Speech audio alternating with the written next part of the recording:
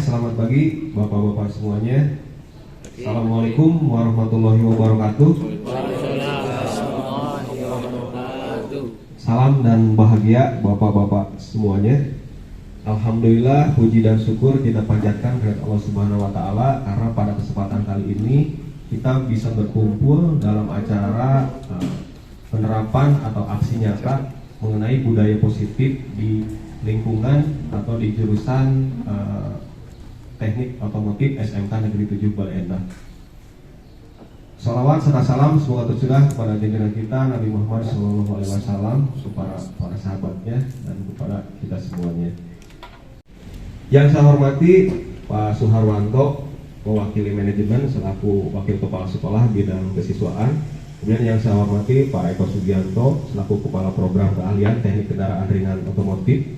Yang saya hormati Pak Gun Gunawan selaku Kepala Program Keahlian Teknik Bisnis Sepeda Motor, beserta seluruh guru produktif otomotif TKRO dan TBSM SMK Negeri 7 Bale Endah yang saya hormati. Assalamualaikum warahmatullahi wabarakatuh.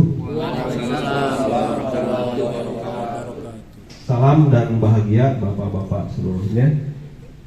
Alhamdulillah, puji dan syukur kita panjatkan kepada Allah Subhanahu wa Ta'ala karena pada kesempatan hari ini Senin 31 Juli 2023 kita bisa berkumpul bersama di bengkel otomotif di jurusan otomotif ini dalam rangka membahas atau implementasi budaya positif yang akan diterapkan di jurusan atau di SMK Negeri 7 Bale Endah.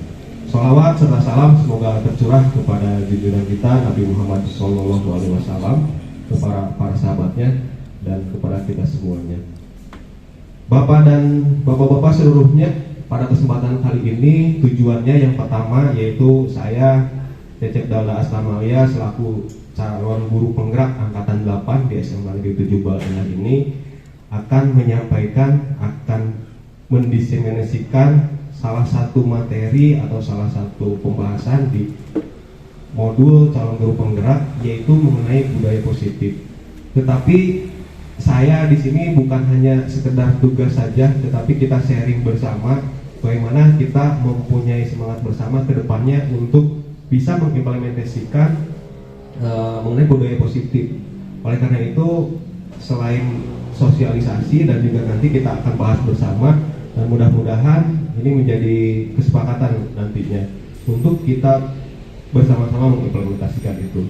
Jadi aksi nyata yang dilakukan oleh saya yang pertama kesempatan kali ini sosialisasi dan juga kita berdiskusi nantinya untuk bagaimana penerapan budaya positif di SMK Negeri 7 Bale Endah khususnya di jurusan pendidikan di jurusan Teknik Otomotif.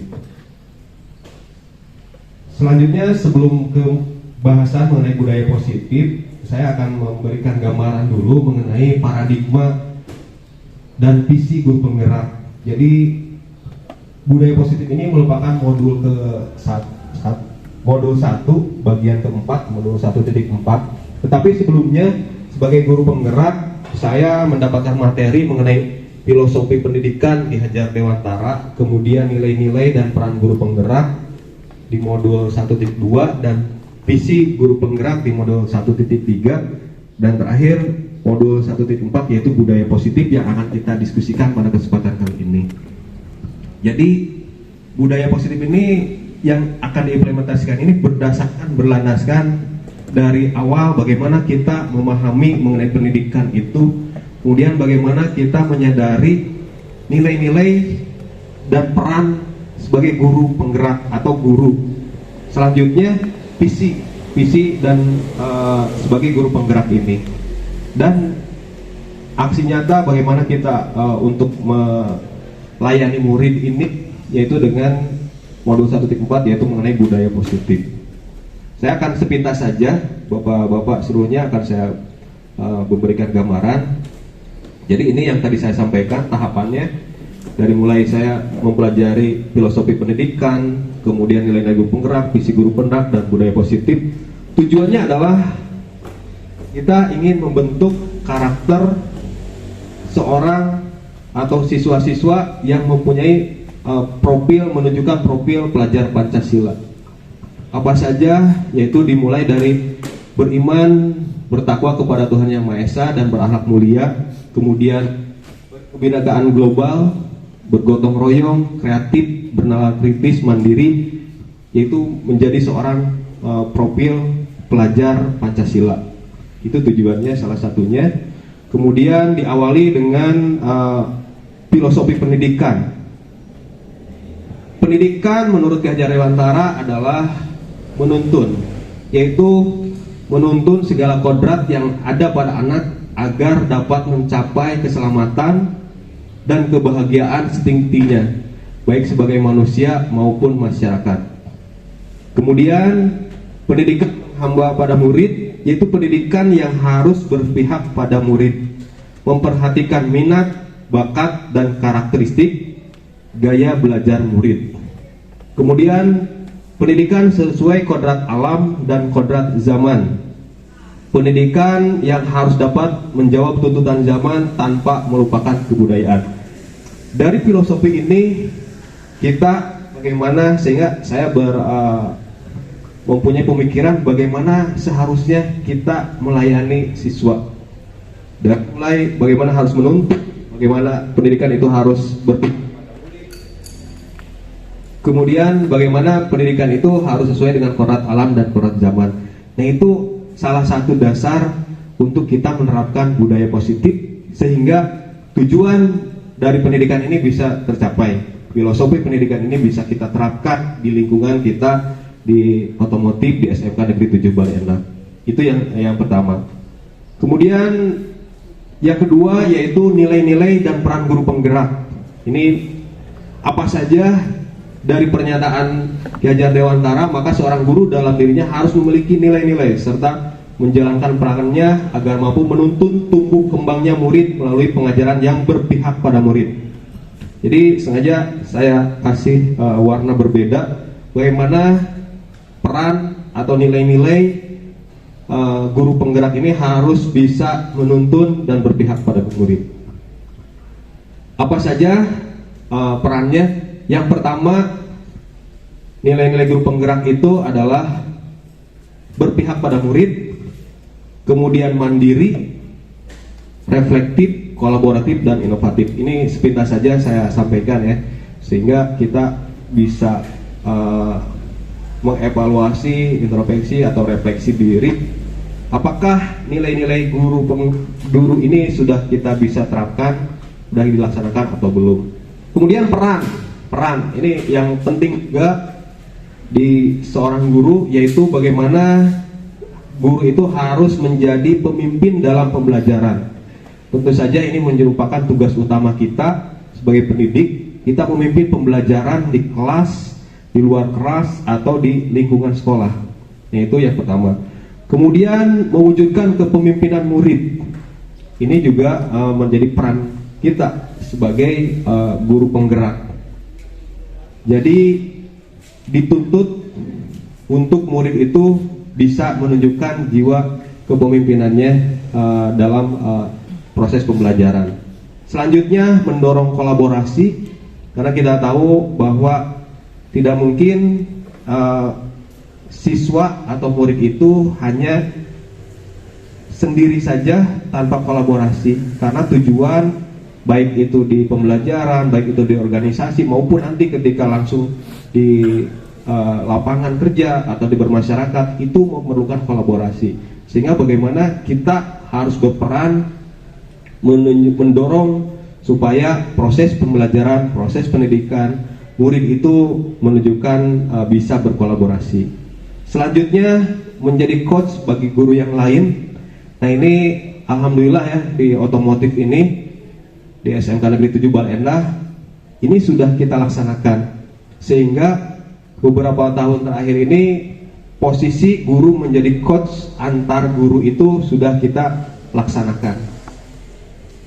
Seperti contoh yaitu pada saat persiapan untuk kontes ya, persiapan untuk kontes, bagaimana antar rekan itu menjadi pelatih, yang sudah juara tahun sebelumnya melatih untuk tahun sekarang, dan seterusnya seperti itu estafetnya, sehingga kita bisa menjadi juara nasional beberapa tahun terakhir ini dari peran guru menjadi coach tersebut. Jadi alhamdulillah ini beberapa guru sudah melaksanakannya. Selanjutnya yaitu menggerakkan komunitas praktisi. Nah, komunitas praktisi itu contoh kita juga sudah melaksanakannya, yaitu pada saat membentuk tim khusus untuk persiapan kontes, baik itu guru dan siswa. Siapa penanggung jawabnya, siapa sebagai leadernya, siapa sebagai trainernya, siapa sebagai coachnya, itu luar biasa. Sehingga di SMK Negeri 7 Bale Endah, di otomotif khususnya, ini sudah dilaksanakan. Ini peran-peran dari guru penggerak. Selanjutnya visi. Nah, ini visi guru penggerak, yaitu dalam mewujudkan suatu perubahan diperlukan visi dan langkah-langkah yang tepat untuk mewujudkannya. Visi tersebut dapat terwujud jika berkolaborasi dengan seluruh warga sekolah. Sehingga pada kesempatan kali ini saya salah satunya ini adalah kolaborasi, bentuk kolaborasi kita bersama di otomotif ini, bagaimana untuk melayani siswa, bagaimana untuk menerapkan disiplin positif. Salah satunya untuk menerapkan visi yang sudah disusun. Alhamdulillah pada pertemuan sebelumnya, aksi nyata sebelumnya, kami dari manajemen dengan manajemen itu sudah membahas mengenai visi sekolah dan apakah masih sesuai, relevan dengan kebutuhan, itu sudah dianalisis dan kita implementasikan visi tersebut dalam kegiatan pembelajaran. Nah, ini diperlukan kolaborasi dan langkah-langkah yang konkret, yaitu menggunakan inquiry apresiatif, tahapan membuat pertanyaan, ambil pelajaran, gali mimpi, jabarkan rencana, dan atur eksekusi.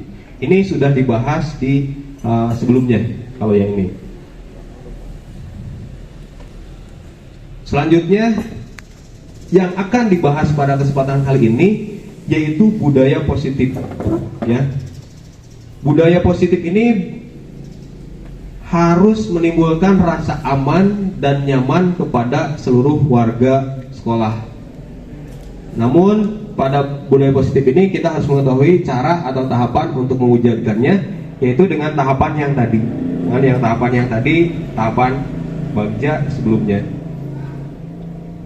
Ini pengertiannya, disiplin positif. Apa itu disiplin positif? Disiplin positif merupakan cara pendekatan mendidik anak dengan memposisikan kontrol seorang guru dan membentuk kepercayaan dirinya.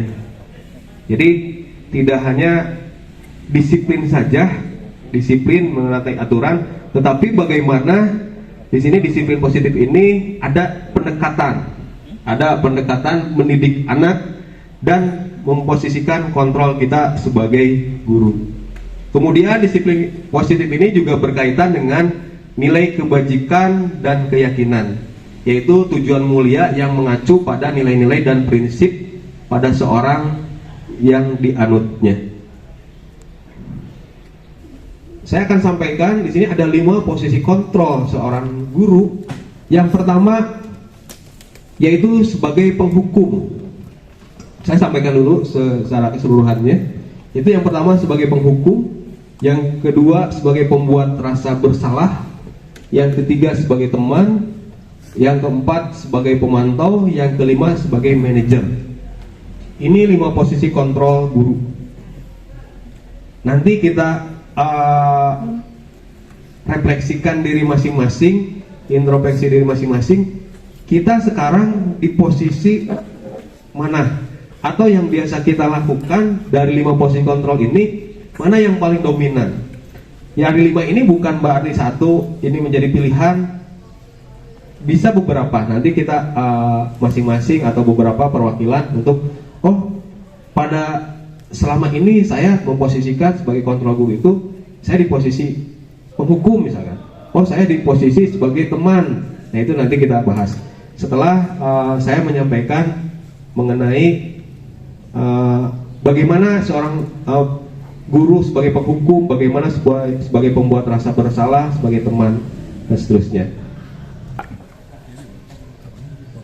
Untuk 5 posisi kontrol di sini saya akan menayangkan salah satu video. Ini ilustrasi bagaimana menggambarkan 5 posisi kontrol guru itu, sehingga nanti rekan-rekan bisa menyimak untuk video ini, dan kita nanti di akhir setelah video ini merefleksikan masing-masing, oh selama ini di proses pembelajaran atau mengajar itu kita di posisi mana.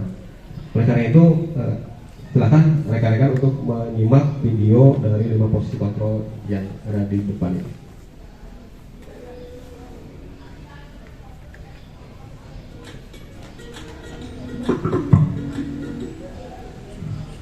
Salam bahagia Ibu dan Bapak guru hebat. Dalam penerapan disiplin positif restitusi, salah satu program yang dikembangkan adalah 5 posisi kontrol.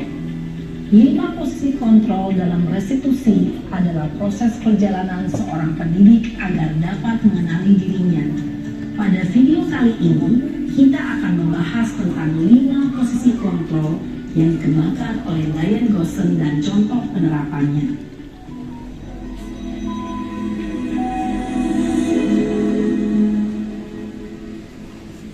5 posisi kontrol itu adalah 1. Posisi penghukum.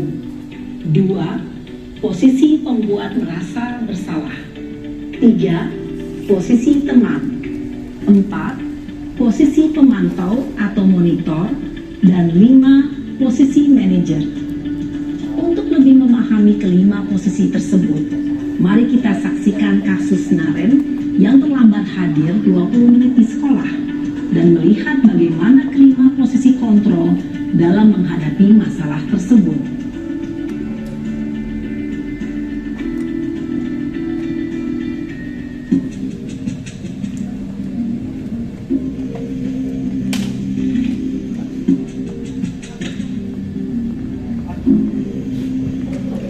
Naren! Sini kamu! Selamat pagi, Bu. Selalu terlambat. Kamu deh, pasti terlambat. Maaf, Bu. Saya... Apa? Apa coba? Alasan kamu apa lagi? Kapan sih kamu tidak terlambat? Malas sekali ya kamu jadi anak. Saya... Dasar pemalas. Gak kapok-kapok sih kamu. Sudah berapa kali terlambat? Sana, kamu keliling lapangan basket 2 kali. Kenapa saya harus keliling lapangan basket, Bu? Kenapa? Kamu melawan ibu? Berani-beraninya jawab. Sudah terlambat, masih berani jawab pula. Sekarang, Menghardik, menunjuk-nunjuk, menyakiti, dan menyindir. Hukuman bisa berupa fisik maupun psikis. Ibu dan Bapak guru hebat.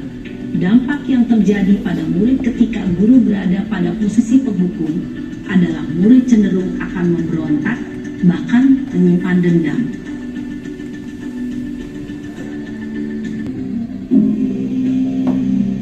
Naren!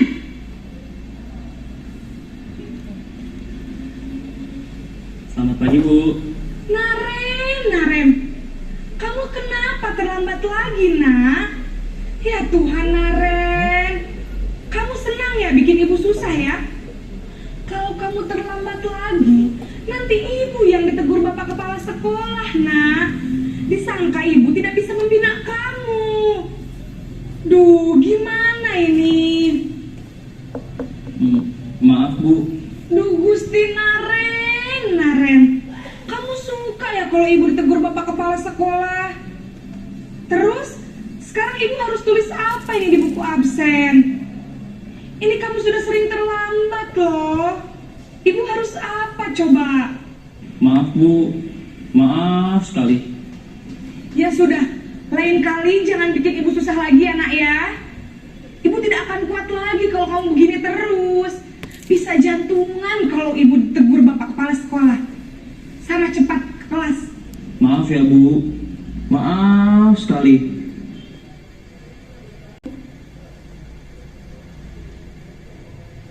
Yaitu posisi sebagai manajer.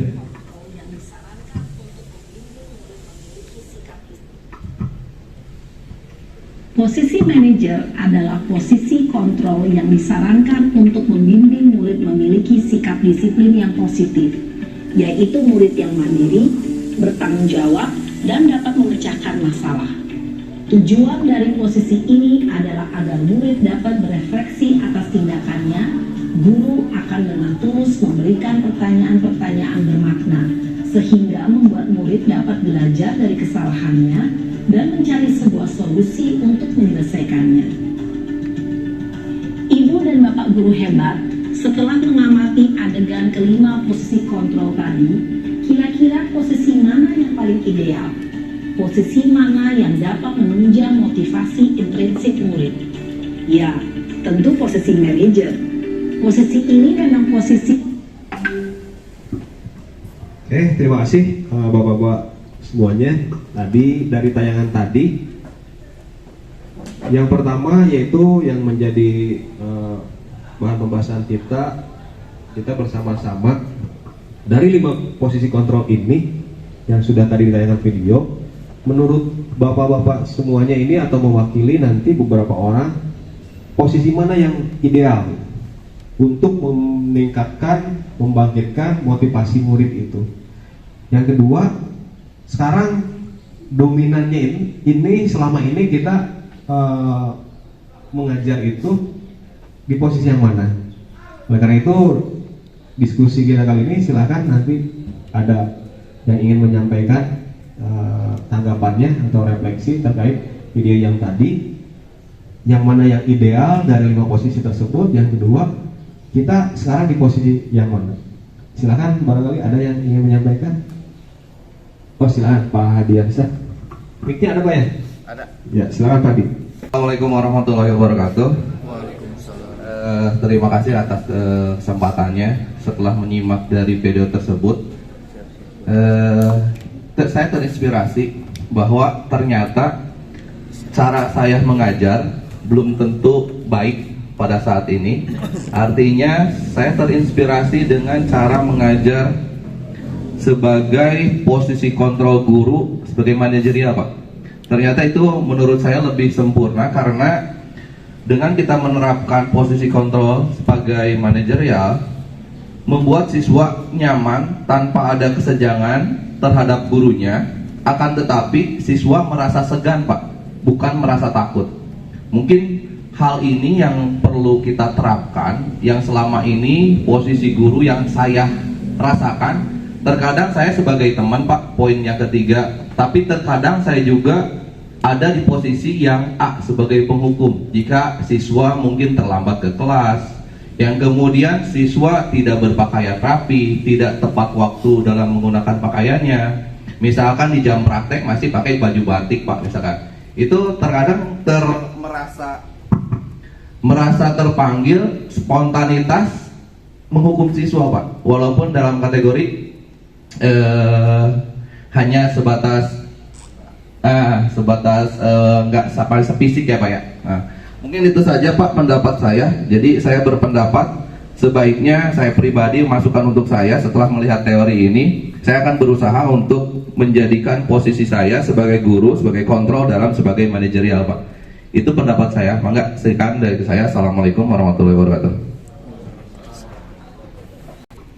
Oke, terima kasih Pak Hadiansyah yang sudah menyampaikan pendapatnya tadi. Dari apa yang disampaikan Pak Hadiansyah, yaitu menurut Pak Hadiansyah yang paling ideal gitu ya, yaitu adalah posisi sebagai manajer, kontrol kita sebagai manajer. Sebelumnya Pak Hadi tadi merefleksikan diri bahwa saya selama ini memposisikan sebagai teman, karena dianggap oh ini yang terbaik sebelumnya gitu ya, sebelumnya. Tetapi untuk 5 posisi kontrol ini sebenarnya bukan berarti jadi salah satu pilihan gitu ya, salah satu pilihan saja. Kadang memang kita bisa memposisikan sebagai teman gitu, kadang kita harus sebagai manajer, dan tetapi yang dihindari bagaimana kita sebagai penghukum. Oke, terima kasih Pak Hadiansyah. Nanti kita rumuskan bersama untuk mengimplementasikan ini bagaimana gitu. Ini bagaimana di jurusan kita supaya kita bersama-sama bisa mengimplementasikan posisi sebagai manajer. Di sini di slide ini ada segitiga restitusi. Jadi kalau misalkan kita akan melaksanakan posisi kontrol sebagai manajer ini ada tahapan-tahapannya, yaitu ada yang dinamakan dengan segitiga restitusi ketika kita menangani anak untuk penanganan tersebut. Yang pertama di sini ada menstabilkan identitas, ya, menstabilkan identitas, kemudian memvalidasi tindakan yang salah, kemudian menanyakan keyakinan. Nah, terkait dengan keyakinan sebenarnya ada materi sebelumnya, itu adalah bagaimana siswa itu atau di pembelajaran itu harus terbentuk, harus disepakati atau harus ada yang namanya keyakinan kelas. Jadi teman-teman gini, yang pertama misalkan kita biasanya hanya terpaku pada tata tertib saja, keyakinan jurusan harus menjadi sebuah keyakinan sekolah. Nah, sehingga di tahapan yang ketiga ini ada tahapan menanyakan keyakinan. Nah, ini sebenarnya ada materi sebelumnya, yaitu bagaimana kita membuat keyakinan kelas. Secara singkatnya seperti ini, misalkan gitu ya, misalkan di pertemuan awal kita di kelas itu meminta kepada siswa, menurut mereka itu apa saja sih idealnya atau aturan yang harus dilaksanakan ketika di dalam kelas, misalkan, atau ketika di dalam bengkel. Misalkan tata tertibnya harus menggunakan seragam yang sudah ditentukan, harus datang tepat waktu, harus mengikuti pelajaran sampai selesai. Nah, itu tata tertibnya. Tetapi nanti kita harus bisa menjabarkan lagi bagaimana dari tata tertib itu menjadi keyakinan kelas, keyakinan dari siswa tersebut. Contoh misalkan, aturan bengkel tidak boleh atau pada saat masuk bengkel harus berjalan di jalur hijau kita gitu ya. Kemudian harus menggunakan pakaian praktek. Itu kan aturan, itu tata tertib. Tetapi kalau di keyakinan kelas, siswa itu atau murid itu harus sampai yakin kenapa mereka itu harus berjalan di jalur hijau. Contoh hal tersebut karena ini akan menyangkut ke keselamatan kerja. Kalau misalkan ada lalu lintas di sini, mobil keluar masuk, kalau misalkan di luar jalur hijau itu dikhawatirkan nanti ketabrak mobil atau kesenggol mobil atau mengganggu yang sedang kerja, ya itu. Kemudian untuk menggunakan baju praktek, kenapa harus menggunakan baju praktek? Tata tertibnya, siswa itu harus sampai yakin kenapa harus menggunakan baju praktek, karena dengan menggunakan baju praktek itu lebih safety, lebih aman, keselamatan kerja, sehingga tidak merasa ini dipaksa, ini aturan, tetapi merupakan menjadi sebuah keyakinan mereka. Saya harus menggunakan baju praktek karena ini nyangkut keselamatan saya juga. Saya harus berjalan di yang sudah ditentukan karena ini menyangkut keselamatan dan juga supaya tidak mengganggu aktivitas kegiatan praktek lainnya. Itu salah satu contohnya, sehingga di sini ada poin terakhirnya itu di segitiga restitusi itu menanyakan keyakinan kelas.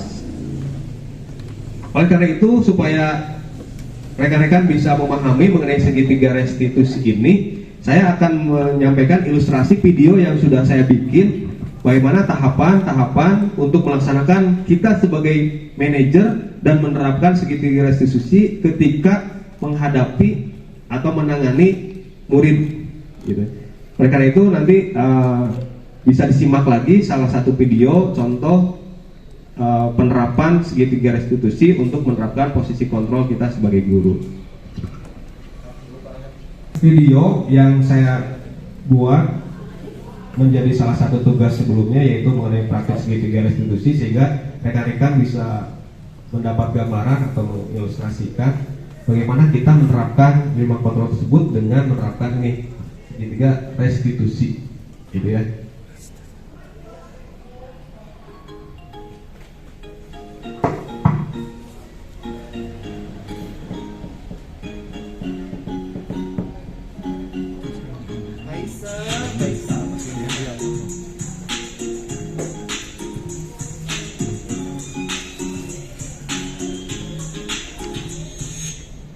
Ini saya contohkan, yaitu Faisal Ya, Faisal ini siswa SMK Negeri 7 Bale Endah, jurusan Teknik Kendaraan Ringan, yang kelas 12 TKR 1, tidak menggunakan pakaian praktek pelajaran produktif teknik otomotif dengan alasan ketinggalan karena terburu-buru, khawatir kesiangan sekolah. Berikut langkah segitiga restitusi yang dilakukan oleh guru untuk menyelesaikan permasalahan tersebut dengan posisi kontrol manajer. Jadi ini contoh kasusnya dan penerapan segitiga restitusinya seperti apa bisa disimak oleh rekan-rekan semuanya.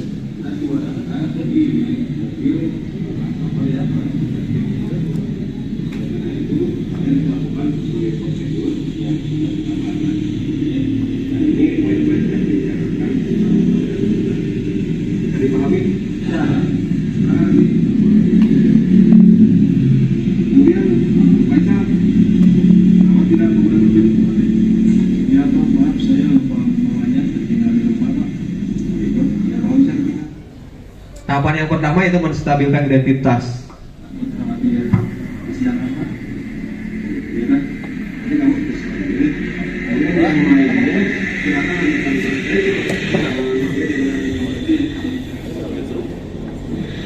Kenapa kamu nggak pakai baju? Kita menanyakan kan, misal Bapak sebenarnya tidak marah sama kamu. Setiap orang pernah melakukan kesalahan, pelanggaran, namun kita harus bisa mengatasinya dan menjadikan setiap masalah merupakan pelajaran yang penting agar tidak terjadi. Sebenarnya kamu dihadapkan dengan dua permasalahan, yaitu satu sisi kamu tidak ingin terlambat datang ke sekolah, itu bagus. Nah, namun karena terburu-buru akhirnya kamu ketinggalan seragam praktek. Sedangkan seragam praktek itu penting untuk keselamatan kerja. Karena itu saya ulangi bahwa kesalahan kamu melakukan saat itu, sehingga kamu harus bisa mengatasinya dan menjadikan setiap masalah merupakan pelajaran penting agar tidak terulang lagi dan lebih baik lagi ke depannya. Ya Pak, terima kasih. Saya tidak akan mengulangi lagi Pak. Sikap penyesalan kamu saya apresiasi, itu merupakan tindakan yang baik. Yang kedua yaitu validasi tindakan yang salah ya. Nanti kamu tidak bisa ikut langsung dengan teman-teman ya di lain. Demi keselamatan kamu juga, sehingga menurut Faisal solusinya supaya kedepannya tidak ketinggalan lagi bagaimana? Kedepannya saya akan mempersiapkan perlengkapan sekolah di malam harinya Pak, sehingga Jadi siswa memberikan solusi sendiri seperti apa untuk supaya tidak terulang. Itu untuk pertemuan sekarang kamu hanya mengamati saja atau melihat saja karena kamu yang sedang praktek, dan saya akan memberi kesempatan mengikuti prakteknya di depan. Kemudian permasalahan kamu tadi menurut Faisal dari